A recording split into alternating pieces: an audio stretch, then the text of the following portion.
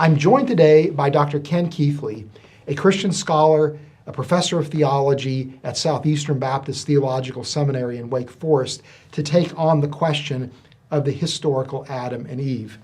Ken, is the historicity of Adam and Eve important to the Christian faith, or is it just simply an interesting idea that can be set aside if it's no longer convenient?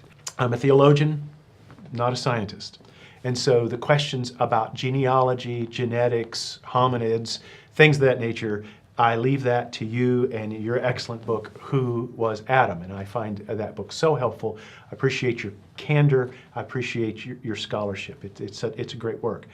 But I can say, theologically, in fact, I have written, what are the boundaries? And I'm not the only one who's written asking those kind of questions. What are the theological parameters? I may not agree with someone's particular position on the age of the earth or how they arrived at a historical Adam, but I think that it is essential that one has a historical Adam in order to have a historical fall.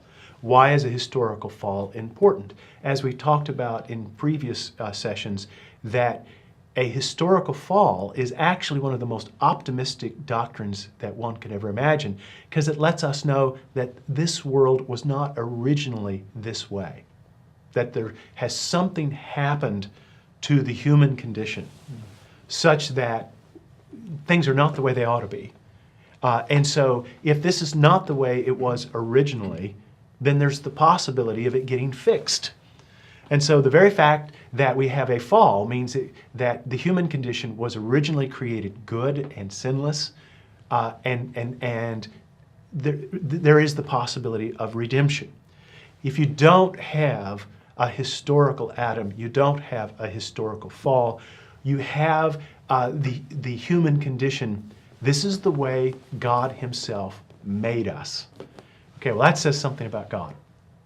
It also says something about our present situation.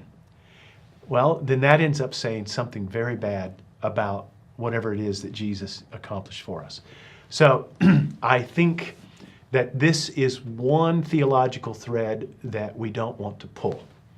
That I think that it is essential that we have a doctrine of, I think, as you and I know, you and I know even evolutionary creationists that want to have some type of historical Adam, because they realize this historical thread is very important.